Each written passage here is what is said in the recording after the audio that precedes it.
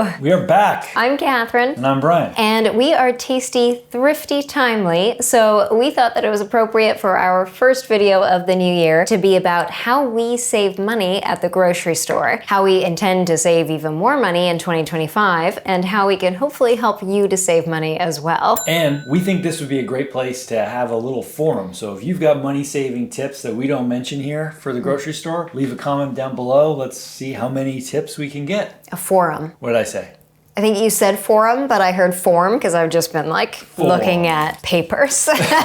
Many of you are new to following us, so our three-part name is kind of our mission for demonstrating that eating more plant-based meals can be delicious, cost-effective, and save you time in your kitchen and in the grocery store. But even if you aren't exclusively plant-based, then this video will be helpful for you because there's lots of general cost-saving tips here. Mixed in with that is a little bit of proof that swapping out the meat in your recipes for some things like beans and lentils can actually save you quite a bit of money. We just finished tallying up everything that we spent on groceries in 2024, and our average monthly grocery bill was $400 a month. It was like $406. That's pretty good. So let's just say $400 a month. That's about $100 a week, which is about how much a day? 14.28, let's say. So $15 a day. Divided by 3 meals a day, $4.76 a meal. This is the slowest math. But we also eat twice. Like there's 2 people eating. So for like $2.50. Yeah, $2.50 a meal? Can't get much cheaper than that. That's pretty amazing. Oh, and if you're wondering how often we eat out, because sure, you could do that if you're eating out most of the time, we tallied that up too, and on average, it was 2.5 times a month. Which, I mean, I don't know, maybe it's a lot, maybe it isn't. Most of the time when we eat out, there's really good sort of veggie, vegan sushi that we grab, and the two of us eat, and it's only $24. So it's like 12 bucks a head, which feels pretty cheap, and that's mostly what we eat out. The vast majority of our meals are coming from what we're cooking at home. That $2.50 a meal is also including all of our coffees. And to compare us to other households in Canada, the Canada Food Price Report projects that a household of 2 like ours would spend $650 a month on groceries. So that's like $250 a month. How much is that a year? $3,000. Wow. Comment below. How much do you think you're spending? Maybe you know, maybe you don't know. And like I said, leave those tips down below. Speaking of tips, we are going to give you our top 10 tips for how to save money on your groceries. And the Canada Food Price Report also projects that the grocery item that will grow in cost by the highest percentage in 2025 is meat. So tip number 1 is to swap the meat in your recipes for beans and lentils. If you've been watching us for a while, then you know that we have a bunch of delicious recipes where we take beans and lentils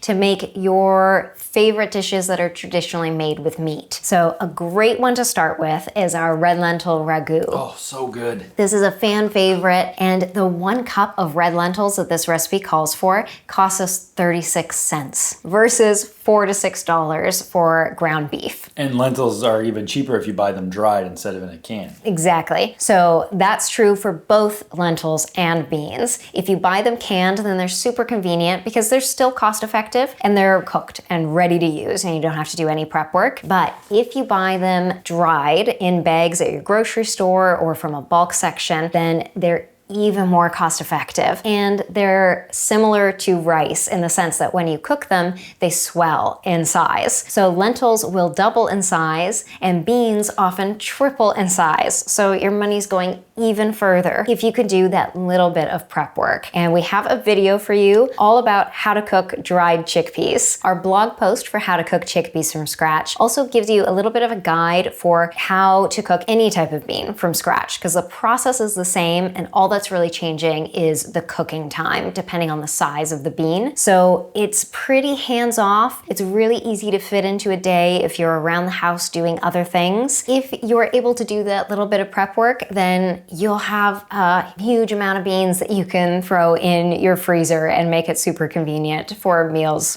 throughout the week. So part of this tip is if you're not exclusively plant-based already, then take one recipe that you know you love, like spaghetti with meat sauce or a lasagna or ground meat for tacos, and see if you can make that one recipe with beans or lentils. And it will probably taste a little bit different, but you'll still have all the same spices. You'll have the pasta or the garlic bread or the tortilla that make you love it, and you might be surprised by how much you love the taste and the savings. Money saving tip number 2 is to make your sauces and dips at home from just a few pantry staples. This was pretty much a game changer for us. I feel like we always had all kinds of bottles of dressings and sauces and dips that we would use once or twice, and then we wouldn't use them and they would go bad and we'd end up dumping them. So I feel like we wasted quite a bit of money when we were buying all of these. We used to just buy sauces and dressings and condiments for specific recipes, but we never really bought them with the intention of just using them on a bunch of different recipes. Yeah, so that's the difference now. Now we have just a few pantry staples and a few seasonings in our fridge, like acids and oils and nut and seed butters and seasonings like tamari or soy sauce and our go-to hot sauce. And from all of those things, we can make any number of dressings and sauces and dips.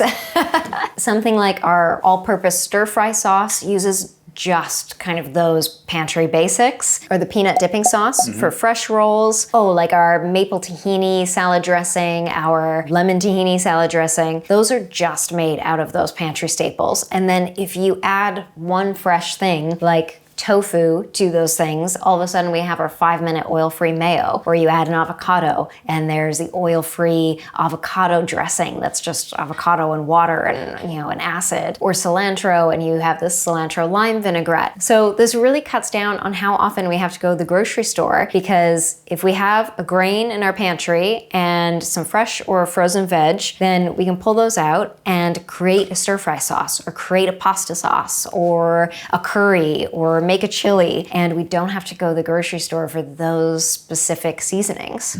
Huge money saver. And a time saver too, because when we go to the grocery store now, we just always keep track of our pantry staples and make sure those are always stocked, and the only guesswork at the grocery store is the fresh fruit and veg we want for that week or 2 weeks. There's whole aisles of the grocery store I've never been down. Like since we moved down Never, here. or just in the last... No, like since we've been yeah. vegan, I don't know what's down those aisles. I never go down them. Sauces and dips on our blog, I think, is the most populated recipe category. I think so. We have a ton on there. I mean, there's barbecue sauce, there's gravy, there's hollandaise, there's 7-layer dips, there's sour cream, there's cream cheese, there's queso, there's a couple different salsas, there's a guac. I mean, it's happening on there. All right, tip number 3 is to utilize grocery apps to help you save money. So this is one thing that we're going to do more of in 2025, and we've kind of just discovered the Flip app. This video is not sponsored by anybody, but your mom was using the Flip app when we were home for Christmas. She was talking about how she would cut all her coupons digitally and gets her discounts at the grocery store. And I was like, I need to start doing this. Judy, teach me your ways. And we found out that my parents use it too. So we've got to get on board with this. This app is available in Canada and the US. So if you're outside of those regions and have a similar coupon cutting app, then leave it in the comments below for everyone else so that we can all share our knowledge. Yeah, all those tips, all those money-saving tips, put them down below. And the Flip app is super convenient because it takes kind of, back in the day going grocery shopping with my mom, I feel like we knew what all the sale items were at all the different grocery stores and would drive around to each of the grocery stores to get those items. But now with this app, you can make a list of all of the sale items from all of the participating grocery stores, which I find to be pretty much all of them in our area. And you can take those offers from every single grocery store, go to only one grocery store, show them your phone with all of the prices, and they can price match just at that one grocery store. And if you're like us and we're a little more rural, we don't have every single store near us. So this saves us a lot of driving, which saves us money. Yeah. Another app that we used to use a lot, not so much where we are located right now. It's an app called Flash Food, and it's also available in Canada and continental US. It's a great app that can divert food from the landfill because the participating grocery stores can put any food that's close to expiry or their best before date or any produce that's maybe looking a little worse for wear, but still fine to eat, or there's like a carton of strawberries and there's one moldy strawberry right at the top, so no one's buying that, but the rest of the strawberries are fine. You can buy those kinds of items for a discounted price. And we used to do that all the time in Toronto. That's how we discovered plantains, because I thought I bought a box of bananas, but they were all plantains. And now we have a great plantain recipe on the blog. Yeah. So thanks, Flash Food. And similar to Flash Food, a lot of grocery stores have discount racks, day old Yeah. or about to be old, but not currently old. Still edible. Yeah. So those are always a great way to buy bread or produce.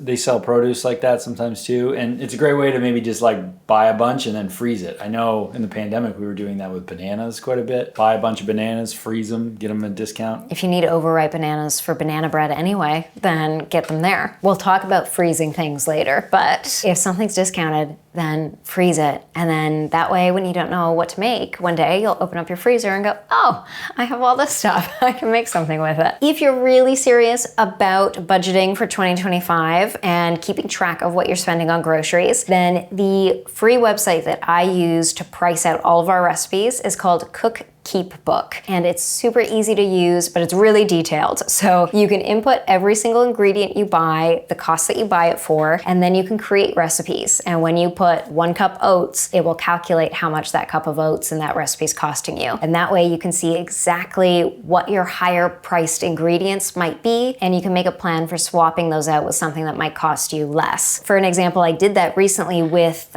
we had an oil-free pesto sauce that I was pricing out, and our other pesto sauce I make with walnuts instead of pine nuts. Pine nuts are very expensive usually. So expensive. So I use walnuts in the other pesto recipe, but I wanted to use something even more cost effective. So I used pumpkin seeds, which happen to be less, or you could use sunflower seeds. So if you're working from a recipe and one of the ingredients is too expensive, just don't buy that ingredient. Swap it for something else. Tip number 4. Tip number 4. This is a really handy one for when you're in the grocery store, and it's to look high and low and go down the international aisle. That aisle I know. Yeah. But I don't know a lot of the other aisles. Oh, right. Brands can pay for prime grocery store shelving. So the higher priced brands that have the budget for primo spots tend to be at eye level. And if you just look at the top of the shelf or on the lower shelves, then you'll find the same product for a lower price. A lot of ingredients can be found in the international aisle that you might find in a natural food section for a lot lower. The savings on the tahini is huge. Yeah, so tahini is a great one because it's a Middle Eastern condiment that's made from sesame seeds. And I buy this 907 gram jar for $8.99 in the international aisle. I could buy this 365 gram jar for $8.49 in the natural food section. And yes, some of these brands will be organic and they might be absolutely delicious and they look beautiful, but if it's savings you're after, there's often a bigger quantity for a lower price in the international foods. The same goes for beans and lentils and things like that as well. Everything. You can get all that a lot cheaper. Coconut products are huge as well because they'll often be in the international aisle for something like coconut milk. Canned coconut milk will be like $1.29, $1.49, and in the natural food section, it'll be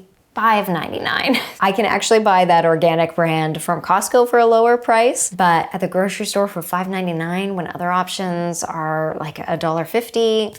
So high and low in the international aisle. You can think of that next time you're walking through the grocery store. Halfway through, tip number 5. Find a way to make the higher priced, plant-based, store-bought alternatives with whole foods at home. Yeah, making food at home just doesn't mean not eating out. I think it also just means, not buying Beyond Meat or not buying all these sort of really convenient vegan foods or vegan ingredients. You can just make it yourself out of whole foods that are in your pantry. I think that there is a great place for all of the store-bought vegan alternatives, and they are so helpful as transitionary products because when we started out on a plant-based diet, instead of buying our regular shredded cheese, I just bought a vegan shredded cheese, and instead of buying ground beef, I bought a vegan ground round, and it makes that transition so much easier. But once we got used to cooking for ourselves, we realized that we could make similar versions of those at home for so much less. So much less. Go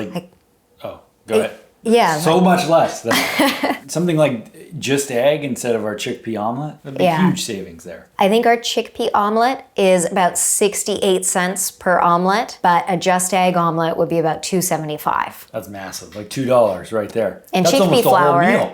Yeah, exactly. And chickpea flour you'll find in the international aisle. You could find a Bob's Red Mill kind of natural foods version of that, or an international product. And it'll be a bag that's... Yeah, it'll last you a while. And we never really buy vegan cheese shreds anymore. We always make our vegan queso because it's great as a melted cheese on things, but we've also discovered that we can freeze it and shred it when it's frozen. So I don't think you have to go cold turkey on your products. I don't think that's what we're saying. If you tend to depend on those a lot, then take one recipe that you make with Beyond Meat, for instance, and see if you can make a version of that with a whole food ingredient. And you can just do that one recipe at a time and make it really achievable. You don't have to go cold turkey on your products, but you might get used to figuring out how you can make those swaps with a whole food and not depend on those products as heavily. Something like our sweet potato black bean tacos, I feel like are a good one. We're not buying any ground round that's like made. You're making the avocado crema. The only thing we buy there is the corn tortillas, but we could make tortilla. It probably doesn't take that long. Tortilla press.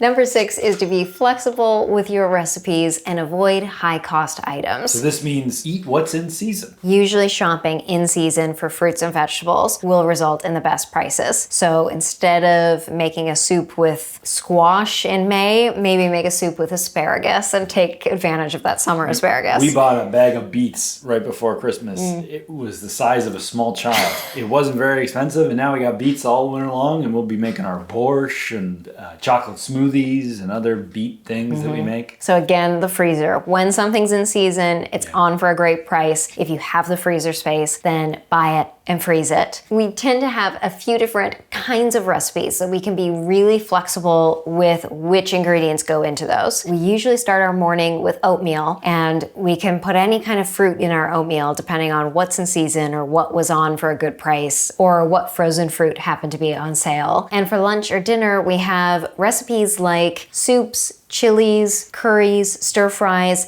that can be made with any kind of combination of vegetables depending on what's in season. Even things like my pasta salad in a jar or the couscous pour over in a jar or the noodle soup in a jar, all of these great lunch recipes, you can change up the vegetables depending on what's in season and make the sauce and have the grain in it. But you can just keep being flexible with that recipe and not always needing to shop for specific vegetables because that's what your recipe calls for. Once you get more confident cooking, you'll be able to swap for different ingredients, and that will really help you bring your costs down. Flexibility and just eating what's in season. I might be kicking myself in the foot because you'll be commenting saying I made this recipe with something else and it didn't work, but I think the recipes are always just sort of like a starting point, you know? Like you can just be inspired and go from there. I love when I get comments of people saying, I took your recipe as inspiration and added this and that and made something that I loved. So hopefully a lot of my recipes are simple enough that they can sort of be a base for you to build on and to find ways to make them work for you and where you live and what's in season. Well, to go back to what you said earlier about the 2 different types of pesto, someone commented about, I love that this pesto doesn't have pine nuts in it because they're crazy expensive where I am. So, And if you've been watching our recent videos, I've said quite a few times that I haven't had maple syrup, so I've been using date syrup instead because it was a much more reasonable price lately than maple syrup. So make those swaps. It might be a little bit different, but it's mostly going to be the same. Just don't spend too much on an ingredient if you don't want to. number 7 is utilize your freezer. Which we've sort of talked about already in quite a few of these points.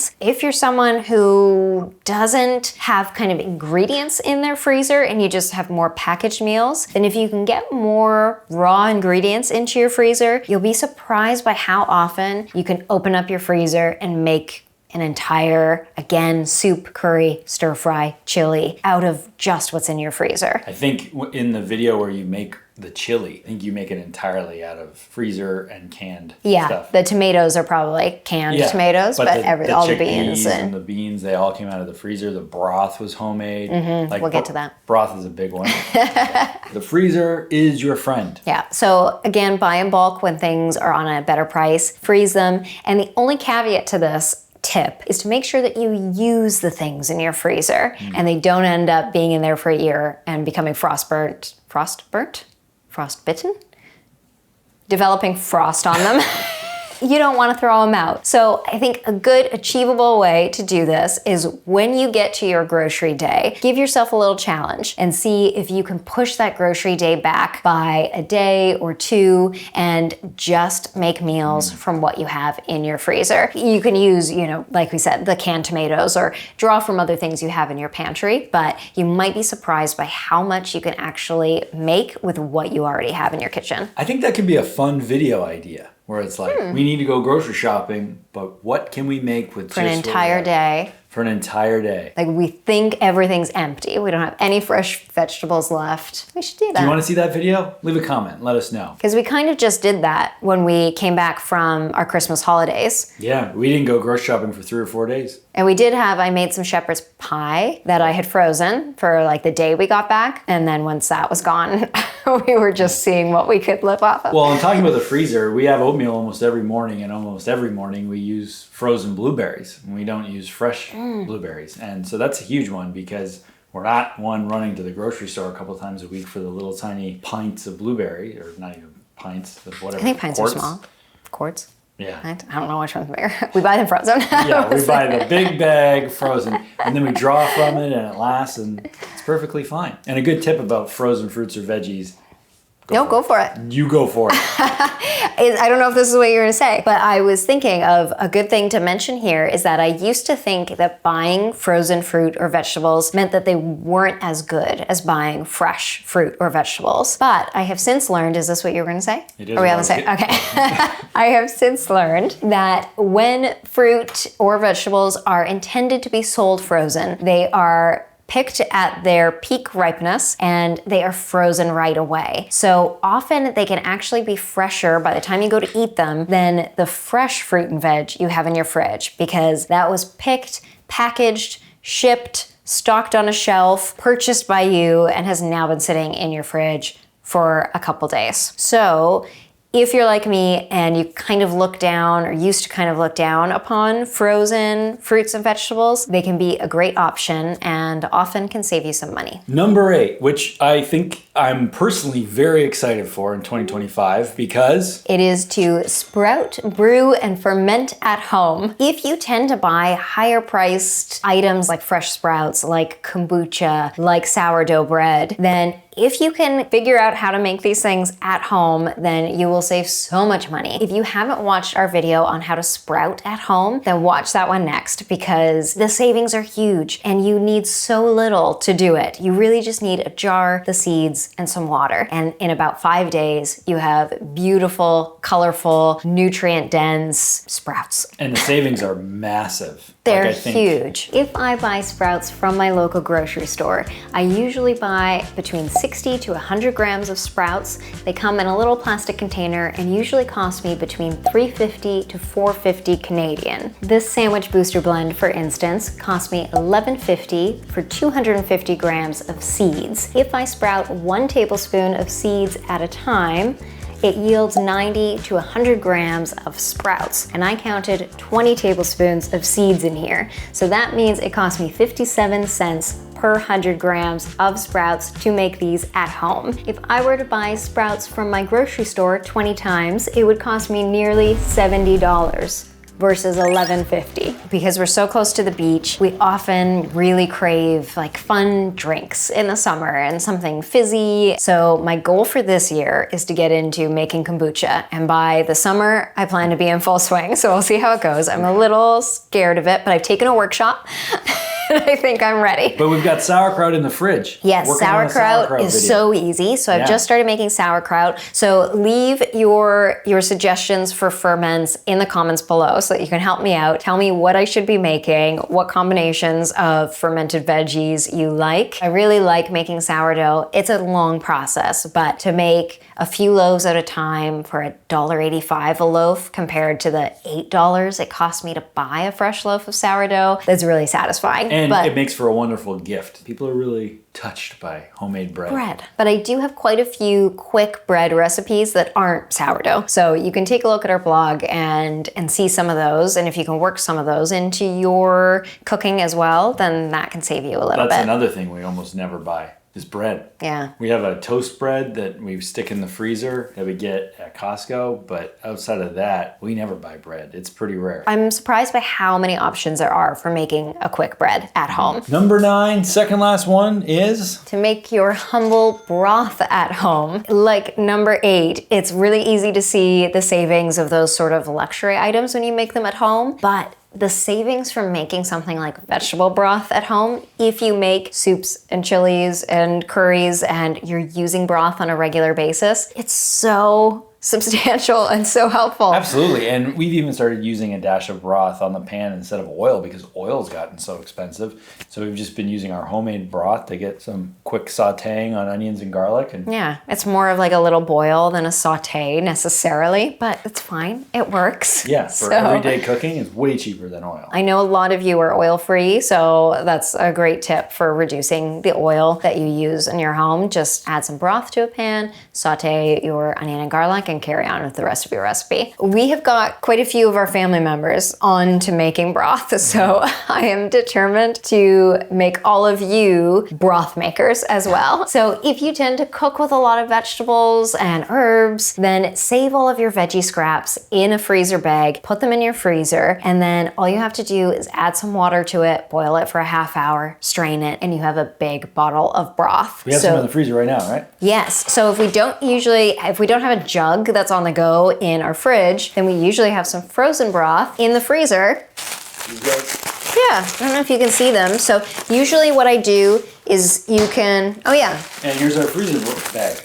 So that one's a few days maybe away from brewing another batch. Not quite there, but There's some edamame skins, some onion, carrots, bell peppers. This is a really handy way to freeze broth. You can either freeze it in like an ice cube tray, or what I did with these, I actually froze them in little mini muffin tins, and they're each 1/4 cup. So that way I know when I toss them into a recipe, I've got a 1/4 cup of broth. I feel like we used to use cartons of broth, or we used to buy cartons of broth every time we went to the grocery store. yeah, so it's like $3-4 every time you go to the grocery store. Yeah, for maybe $2.99 each. If you grab the bouillon actually that's in the fridge, instead of buying cartons, if you are gonna buy a backup broth, it's on the like top shelf by the dates. I know where things are. I just couldn't find it. I usually move stuff around. Things have a general space in the fridge, but not an exact space in the fridge. We're not those types of people where the fridge is totally locked. organized. Yeah.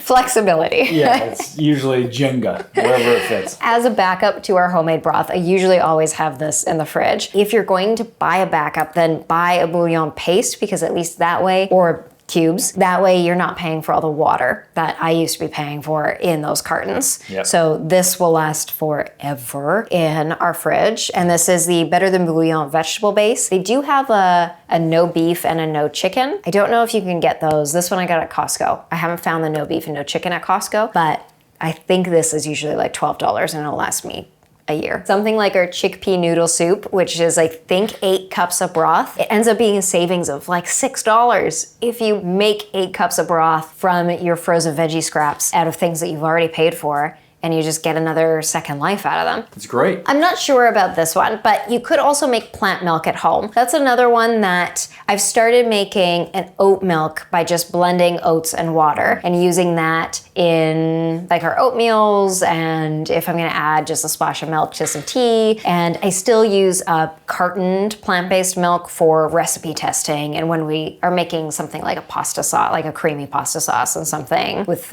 more kind of creamy sustenance. One thing that I will say about oat milks is I personally think that if you are transitioning away from drinking cow's milk, then it's important to get a fortified plant-based milk to just make sure that you're covering your bases of those vitamins and nutrients. If you have a really well-planned diet or you're supplementing for your B12 and you know that you're getting enough calcium, then you can maybe make your plant milks from home, and that's another area that you could save quite a bit on kind of a humble ingredient that you use every day. Last one, number 10, might seem super obvious, but it's kind of not, because it's not really saving money on groceries. It's saving money on food in general, and that is to buy groceries. Go to the grocery store and cook at home. Yeah, like I said, we only eat out 1, 2, 2.5 times a month, and usually. So some there's 3 in there. If it's like if getting it's in the summer, close, people are out visiting. You want a hamburger. Like last year, we had a lot of people come veggie visit burger. us. Like we had friends out twice. My sister was out with her family. So